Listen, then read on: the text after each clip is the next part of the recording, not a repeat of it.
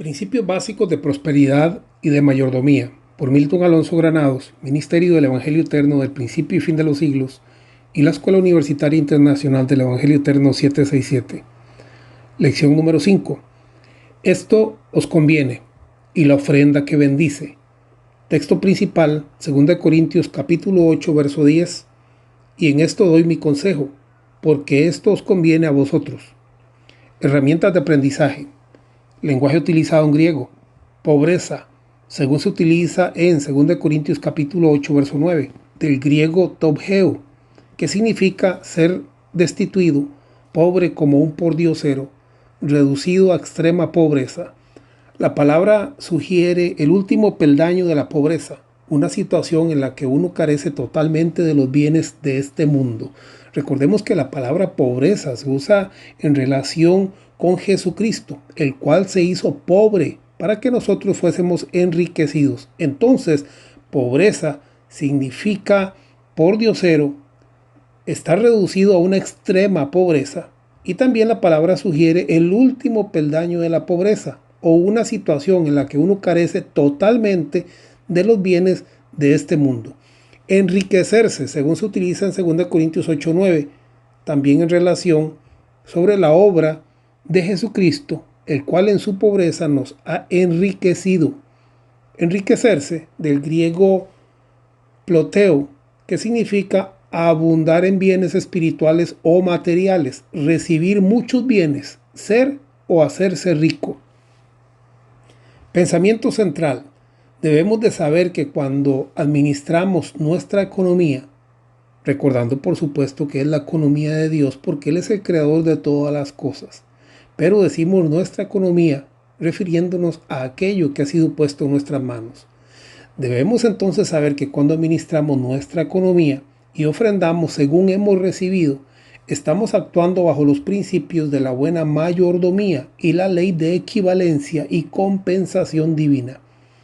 Esta ley establece que las mejores obras son las que se hacen bajo la guía divina y a la luz de su gracia.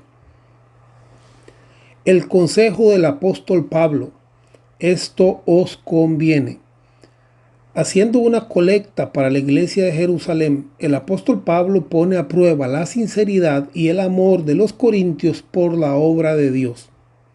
El apóstol, enseñando sobre la ley de la siembra, la cosecha y la buena administración de los recursos económicos, les dice en 2 Corintios capítulo 8, verso 10, y en esto doy mi consejo, porque esto os conviene a vosotros.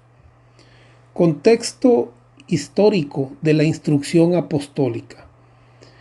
En 2 Corintios, capítulos 8 y 9, se habla de la colecta que Pablo había iniciado en Corinto con la intención de ayudar en las necesidades de la iglesia en Jerusalén.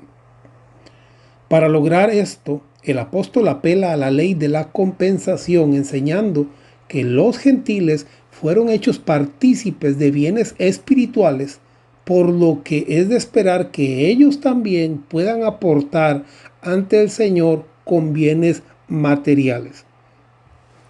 De tal manera que, al haber unos recibido estos bienes espirituales de gracia y de fe, entonces es de esperar que aquellos que recibieron estos bienes también pudieran participar en la ley de siembra y cosecha, o dar y recibir.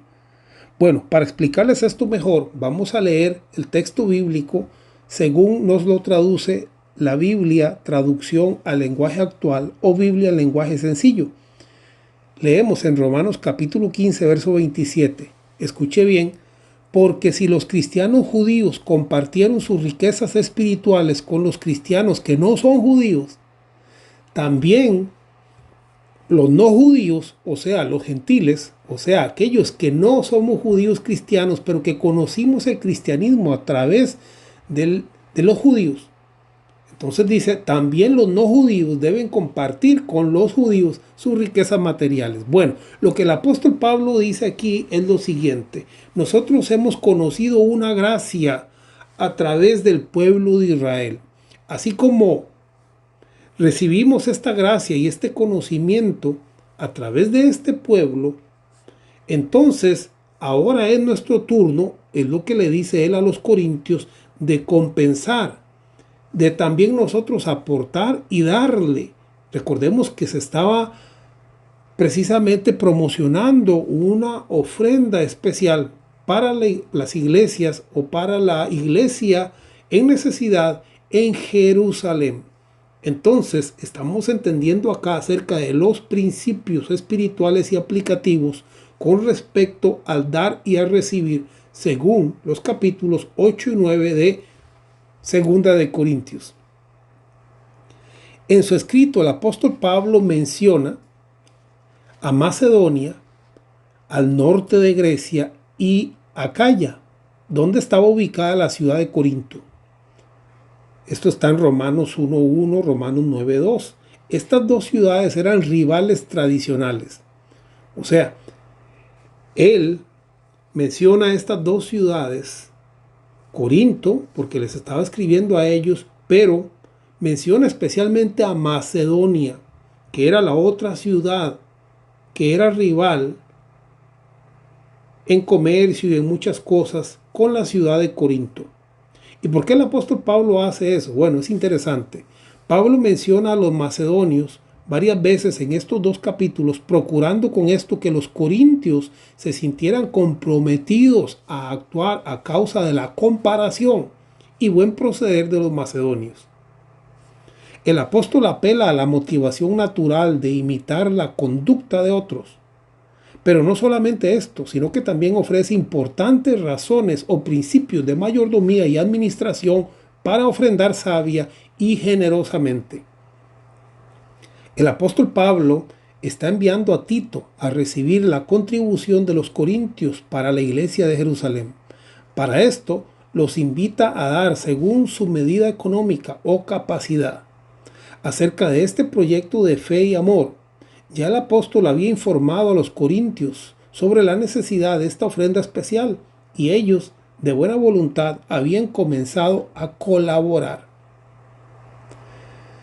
Cuando la pobreza se vuelve en motivación, notemos el esquema explicativo que el apóstol utiliza en 2 Corintios capítulo 8. Vamos a ver algunos pasajes muy importantes aquí en 2 Corintios capítulo 8 para entender cuál fue la regla, la posición, la enseñanza que el apóstol Pablo, en la cual el apóstol Pablo se basa para hablar a los corintios. Versículo número 2 de 2 Corintios capítulo 8. La prueba de fe y de amor.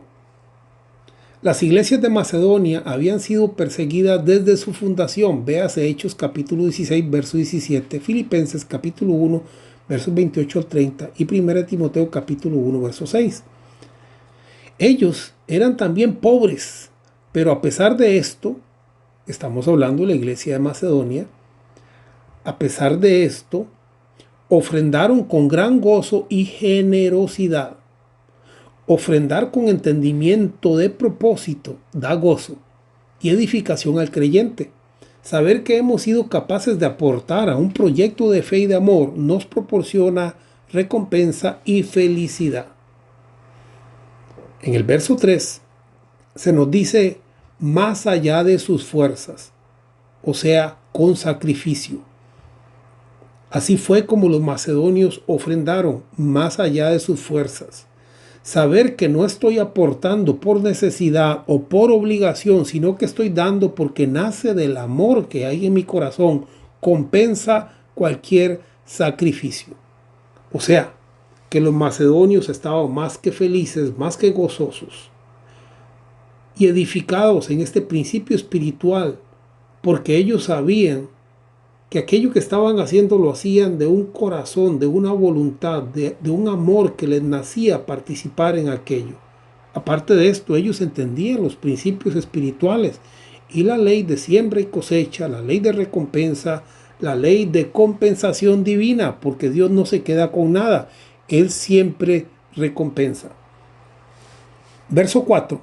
La participación. El deseo de compartir el servicio junto a las otras iglesias y actuar como una comunidad y familia de fe sería de gran motivación a la hora de auxiliar a los santos de Jerusalén.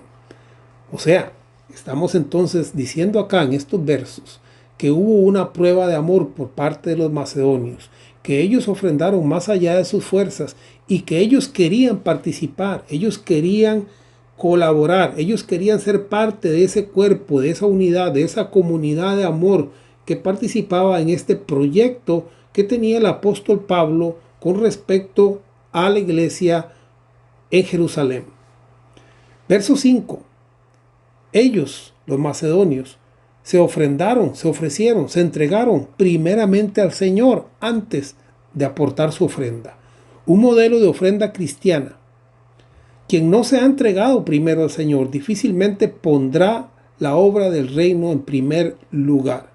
O sea, que el ser humano, por naturaleza, somos personas, se puede decir, egoístas, egocentristas, que primero pensamos en nosotros mismos y luego otra vez en nosotros, otra vez en nosotros mismos y al final quizá en la otra persona. Bueno, en este caso, los macedonios no pensaron en sí, sino pensaron en el Señor. Y entonces, por causa de esto, se entregaron primero al Señor y luego se entregaron su ofrenda conforme al propósito que había en el corazón de cada uno de ellos. Verso número 6. Una segunda amonestación. Sí, el apóstol Pablo enviaba a Tito de vuelta a Corinto, esta vez para entregar la segunda carta dirigida a los creyentes de esa ciudad y para concluir la supervisión de la colecta, que debía completarse antes de la llegada del apóstol Pablo. O sea, ya en su primer carta, el apóstol Pablo había hablado o les había hablado con respecto a este proyecto de fe. Y ahora, en su segunda carta, les estaba nuevamente recordando y motivando, porque los corintios de alguna manera habían comenzado con un muy buen corazón, con un muy buen deseo, pero luego habían puesto al olvido aquella buena intención, aquel buen deseo, aquel propósito. Por esta razón el apóstol tiene que hablarles sobre los principios bíblicos, espirituales, y también ponerles el ejemplo de los macedonios, en quienes la pobreza no fue una excusa para no participar de la bendición del dar y el recibir. Verso 7. En la abundancia. Los corintios abundaban en conocimiento. ¿Sí? Véase 1 Corintios capítulo 1 versos 4 al 7. Abundaban en sabiduría. El apóstol les invita a abundar también en esta gracia, en la gracia del dar. Ofrendar es tan importante como las otras riquezas de la gloria y de la ciencia de Dios. Sí, lo que el apóstol Pablo les dice es, ustedes abundan en conocimiento, ustedes abundan en sabiduría, pero ustedes también deben de abundar en esta gracia, porque la gracia del dar, la gracia del participar en la ofrenda, es tan importante y es tan valiosa como la luz de la ciencia, del conocimiento, de la gracia, del entendimiento que ustedes han recibido. O sea, el ofrendar también es parte del Evangelio. Verso 8. No hablo como quien manda. La ofrenda debe de ser voluntaria. Véase capítulo 9, versos 5 a 7 de 2 de Corintios. Una ofrenda dada por compromiso o por obligación es una ofrenda que no entra en la gracia de la compensación o equivalencia de la buena voluntad, porque primero tiene que estar la voluntad, dice el apóstol 2 de Corintios capítulo 8, verso 12. Entonces, para que esta gracia sea efectiva, debe de estar primero la voluntad, nacer del corazón, nacer del entendimiento, nacer de la dirección y la guianza de Dios. Lo que nace de Dios tiene su recompensa. Lo que nace del hombre será pasajero y temporal. Verso número 9. El ejemplo del Señor. La más grande e inspiradora muestra de generosidad es la gracia de nuestro Señor Jesucristo. La frase, siendo rico, no es una referencia a la riqueza material de Jesús durante su vida terrenal, sino un reconocimiento de su eterna condición como Señor del cielo y de la tierra. Sí, Él siendo rico se hizo pobre.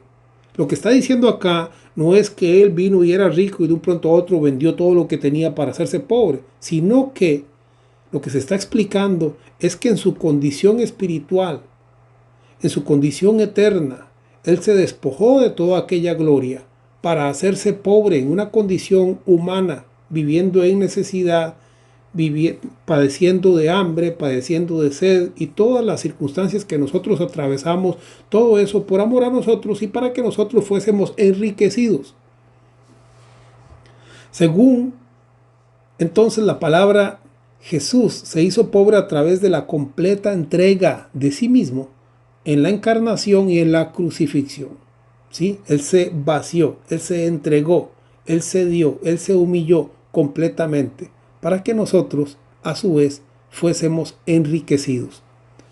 La palabra pobre o pobreza utilizada en 2 Corintios capítulo 8, verso 9, viene del griego topcheo, que significa ser destituido, pobre como un pordiosero reducido a extrema pobreza. La palabra sugiere, según hemos dicho entonces, el fondo o último peldaño de la pobreza, una situación en la que uno carece totalmente de los bienes de este mundo. Así es que el Señor se hizo pobre. Uno de los principios más contundentes que el apóstol presenta es el principio por medio del cual uno que no necesitaba nada se entrega a sí mismo con el propósito de enriquecer a muchos. Segunda de Corintios capítulo 8 verso 9. Porque ya conocéis la gracia de nuestro Señor Jesucristo, que por amor a vosotros se hizo pobre siendo rico, para que vosotros con su pobreza fueseis enriquecidos. El propósito divino para con sus hijos, de Dios para con sus hijos, es la abundancia y no la necesidad de bienes terrenales o espirituales. El deseo apostólico para con los corintios fue de que ellos alcanzaran el equilibrio y el balance de una riqueza plena y no solamente espiritual o material. ¿Sí? Entonces entendemos que es la voluntad de Dios que haya una bendición completa en todas las áreas de nuestra vida. ¿Sí? Recordamos aquel texto bíblico que dice: amado, yo deseo que prosperes en todas las cosas, así como prospera tu alma.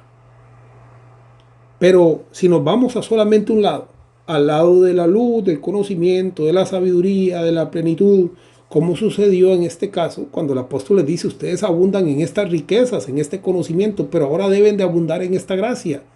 Cuando solamente abundamos a un lado, entonces no hay un equilibrio. Y esto es precisamente lo que el apóstol Pablo estaba trayendo a los corintios. Equilibrio, una riqueza plena, una riqueza tanto espiritual como material.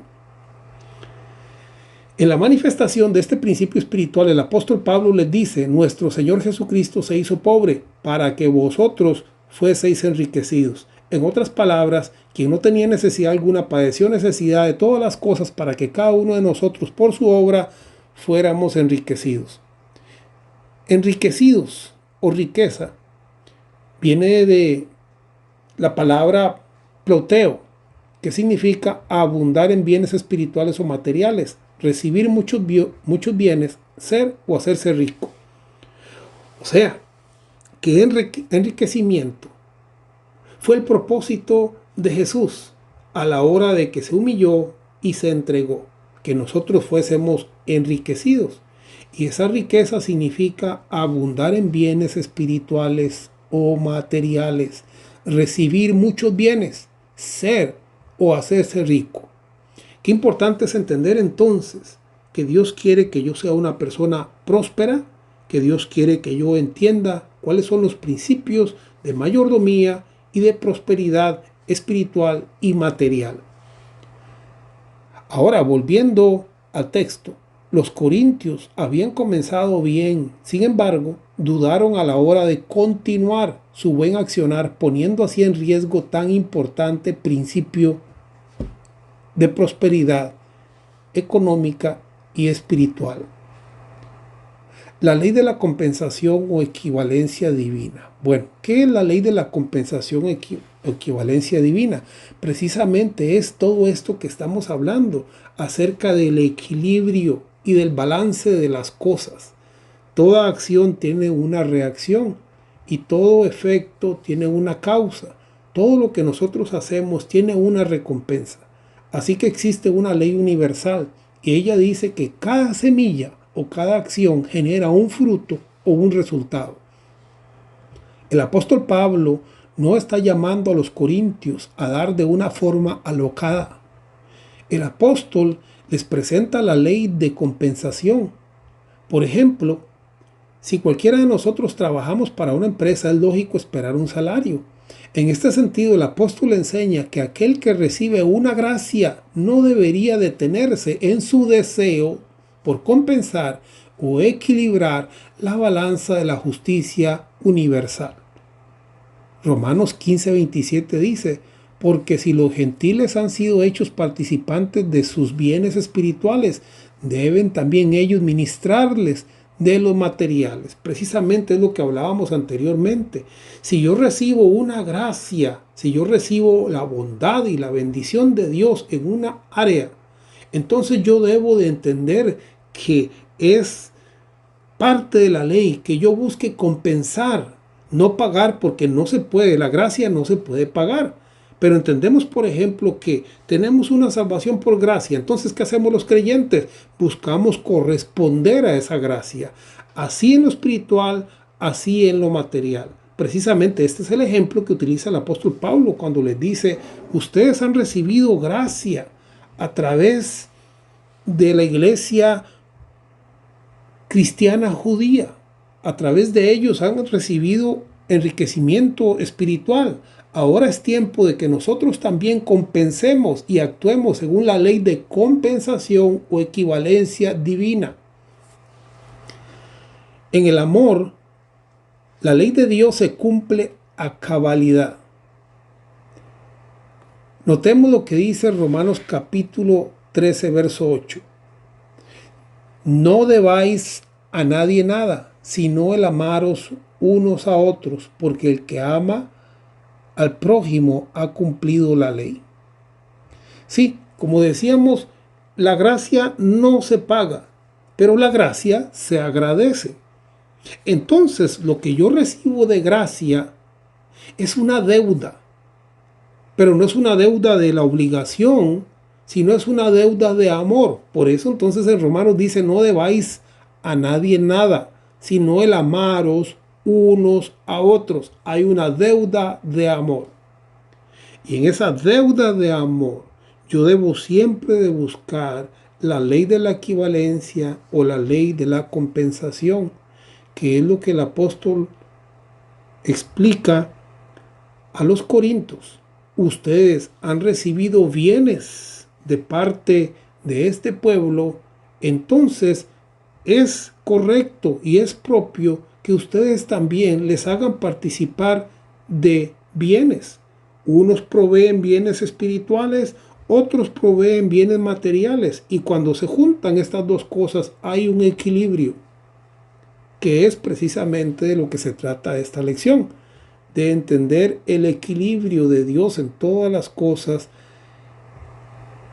en cuanto o lo referente a lo espiritual como lo material. Todos nosotros constantemente estamos dando de una u otra forma. Por supuesto, eso es una gran realidad. Nuestra vida es así. Se trata de dar y se trata de recibir. Pero el asunto aquí tiene que ver con la gratitud. Tiene que ver con el redireccionamiento o compensación a una gracia que se me ha dado.